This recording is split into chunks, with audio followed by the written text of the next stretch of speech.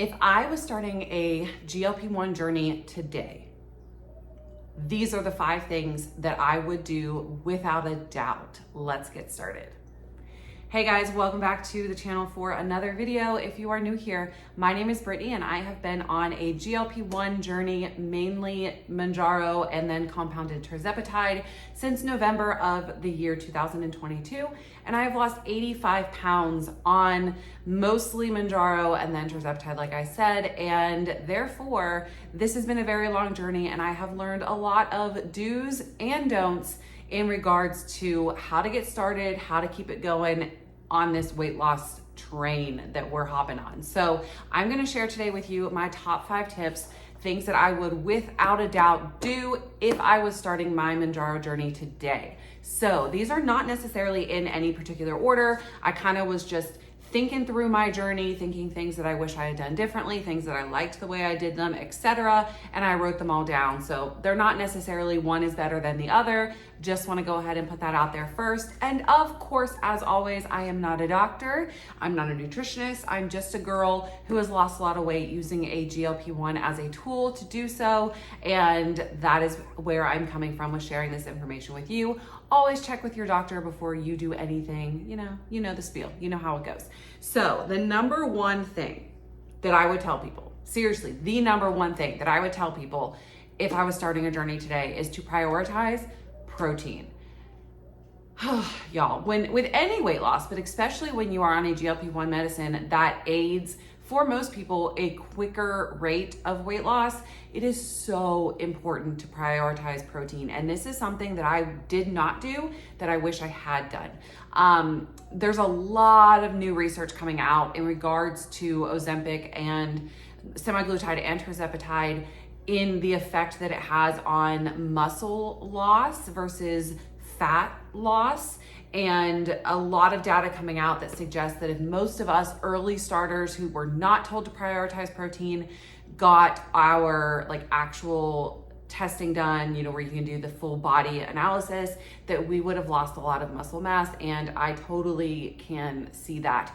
I am a firm believer that this is where the term Ozempic face comes from, the sort of just sagging, sort of depleted, no shaped, no tone look that some people's face and body takes after being on a GLP-1 medicine. I 100% believe that that is because we are not prioritizing protein. I recommend at least 100 grams of protein a day in conjunction with some light weight training and also cardio, but weight training is really important as well to keep those muscles toned and fit.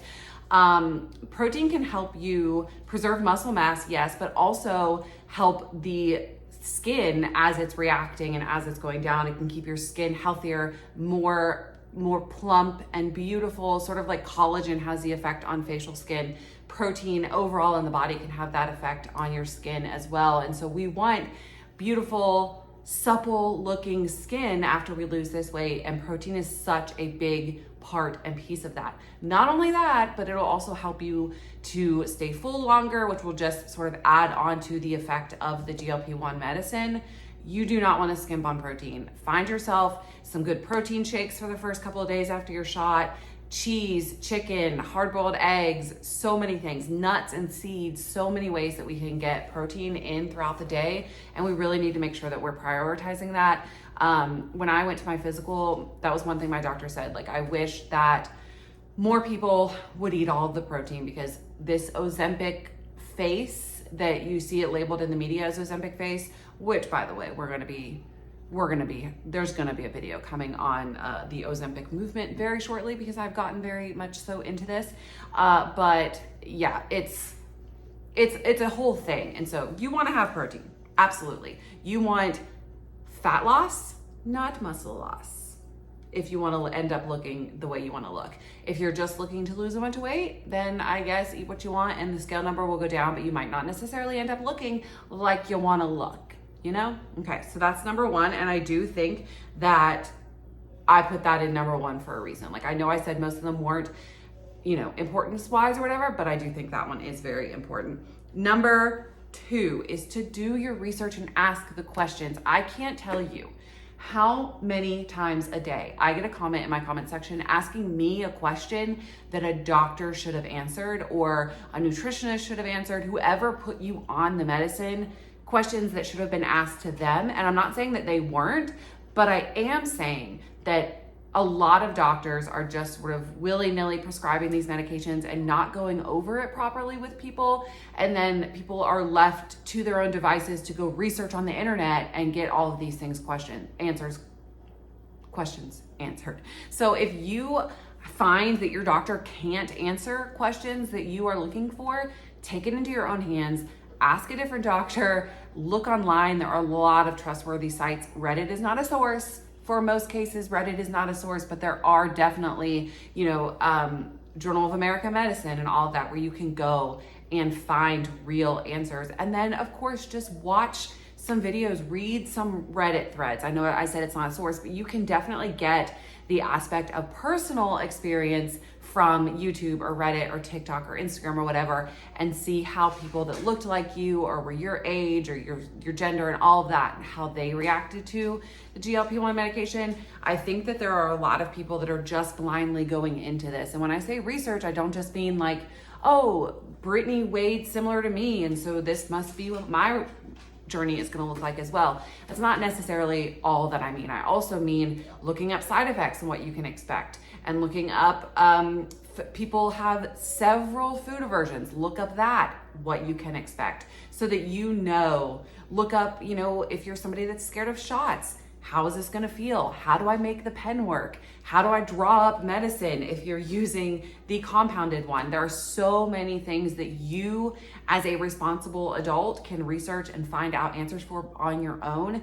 And they are all things that you should be doing before you start this journey, because this is not you're injecting medication into yourself. You want to look up side effects and long-term effects of GLP-1 medicines, which there are a lot of studies on. Ozempic and Mounjaro are not the first GLP-1 medications. There are some, they've been around since the 70s, so you can go back and look at a lot of long-term effects on some of those other peptide medications and get an idea. So do your research, people, before you make the decision. Don't just have your doctor say, hey, you need to lose weight and there's this new way to lose weight, and blindly go into it. You want to know what you're getting into. We don't need, that's kind of what got everybody into that mess of the fen of the 90s, right? Like, people were just blindly taking this, and then all these people had heart attacks. So do your research, people. It is definitely worth it. Number 3 is to set realistic goals and expectations. Okay, y'all. And I feel like this is such a no-brainer, but there are so many people who are not doing that. And I think honestly that all leads back to these people or these individuals not doing the proper research before they start, but it needs mentioned. Be realistic when you're going into this and what you can expect or what you think you're gonna lose. You know your body the best, and you can't go off of what other people are saying and what other people have done and have lost or haven't lost. You can't base their results and expect that yours are going to be the exact same. I am a member of the Orderly Facebook group, which is who I use to get my compounded tirzepatide, and I cannot tell you how many times a day there is a post talking about how they're on their second shot, their third shot. They took their first shot 2 days ago and they're not feeling the appetite suppression. They haven't lost any weight, whatever, and they're gonna quit. It's too expensive, they're gonna quit. They don't think they should continue. And y'all, it's just not realistic to think that you're gonna inject yourself the first night and feel something the next day. For most of us, that's just not how it works. That's not how it worked for me. Most of you, if you've been around that long, I did lose a significant amount of weight my first month on Mounjaro. However, I was also taking phentermine, which is not recommended anymore. That was in the very early days of Mounjaro, and my doctor didn't have as much research and as much knowledge. When you know better, you do better. So he does not recommend that anymore, but I was on phentermine the first month, and that was kind of a build-up. And his thought was, it takes some people longer to respond to Mounjaro, or it takes some time to build up. So if you want some quicker results, pair it with this. And so I think that's the only reason that I had those early results. And so you can't really look at my situation at all and think that that's how yours is going to be unless you're also taking both of them. So those posts always make me so sad because I'm like, they're gonna give up. And I know you're just feeling frustrated, but again, most of us do not lose that amount of weight on the 2.5 milligram itself. Most people don't start responding until the 5 or the 7.5, some people the 10 milligram dosage. So be patient, be realistic about what you can expect, and that all comes from doing your research. Number 4 is to be prepared. This should have been number 2. This should have been after the protein. Okay, my personal opinion is that the side effects suck. And if you are not prepared for them, then it's going to make your journey a lot more difficult than it has to be. There definitely are people who do not have any side effects, that don't struggle with it at all. But for the majority of us, more than half of people in all of the Surmount studies have experienced gastrointestinal issues. So that can be nausea, vomiting, diarrhea, constipation, all of the things. It's just not that great. Just this overall feeling of heaviness in your stomach. And that especially comes in my personal experience with every time I increased my dosage. But there are ways that you can be prepared for that. And if you are starting from scratch, about to start 2.5 milligram Mounjaro or Zepbound, or the lowest dose of semaglutide, there are ways that you can prepare. I now would recommend, this is something that I wish I had done because you've been around since then, you know that my side effects were awful, and I made weekly videos talking about them and how they transpire throughout the week and all of that. I don't really get those side effects anymore, but oh my goodness, in the beginning I did. So there are definitely some things that you can do to help with them, and these are my recommendations. 2 full weeks before you start the shot, if you are able to, if you have that amount of time. There are some things you can do to help you. You can start taking Colace, 1 to 2 tablets a day. That'll help drastically with constipation. You can also start taking vitamin B12. This will help with nausea. If you get that in your system, it's going to help you drastically. Vitamin B12 and Colace, 2 weeks before you give yourself your first shot, you need to take them. I promise you they will help drastically. And the other thing, 2 weeks before, or even the day before or the day of this one can be done, is to drastically increase the amount of water that you are drinking. This helps everything in your body. It helps your skin, it helps your digestion, it helps literally everything. Flush out toxins in your body. Water is the metformin. Metformin's the miracle drug. Water is that in water form. So drink your water. Drink the water. I promise you, it'll help you so much. There's a dog barking in there. The bug guy is here. I'm trying to I've stopped this so many times. So if you hear her bark a couple of times, I'm sorry. This is gonna be a video to edit, I swear. Okay, I have one more tip. And this one I think is a really big one, because this is the one that's gonna allow you to get to know yourself the most, and that is to journal. So get a notebook, a cheap dollar store notebook, and start writing down everything, right? The day and time you took your shot, where you injected the shot, how you feel in the hours after the shot. Journal for a few days after your shot, and write down your side effects, how you're feeling, if it's differently than how you felt last week when you did that shot, or if you did a different site, whatever. Write everything down so that you can begin to notice and develop your cycle and your reaction process and how it works, because everybody's is different. There's always this 2 to 3 days where you don't feel like eating, and then you feel like eating a little bit more, and then you're more hungry, and then it goes back down. It's a wave. You're riding the wave consistently throughout the week of your shot.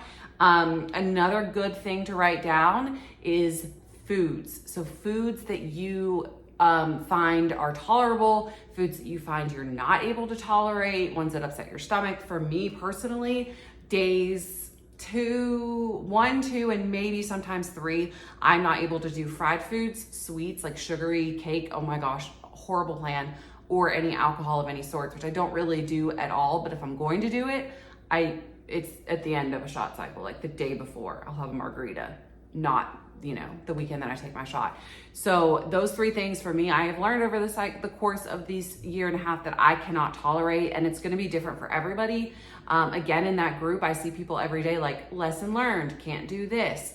Another one that I'm just noticing in the more recent weeks is salad. For some reason, lettuce instantly makes my stomach hurt, stomach cramping, feeling like I have to go to the bathroom and then I can't go to the bathroom and then my stomach cramps, and it's like hours after I eat a salad, which is unfortunate because I love salad, but for some reason my stomach is just not agreeing with that right now, like the roughage thing. So yeah, keep a journal. It'll help you discover you and how your body is going to react on this journey. So those are my tips. Those are the things. If you have any more tips for anybody in the comment section, leave them down below. We're gonna do water as the emoji of the day, like a wave, because we're riding the wave. So yeah, thank you guys so much for watching this video. I hope that you enjoyed it. If you did, please don't forget to give it a thumbs up, leave me a comment. It helps my algorithm so much. Y'all don't even know. And I will see you guys later in the week. We are going to be doing a video on how my first week lowering my dosage went. So stay tuned for that one. Have a great day, guys. I'll see you soon. Bye.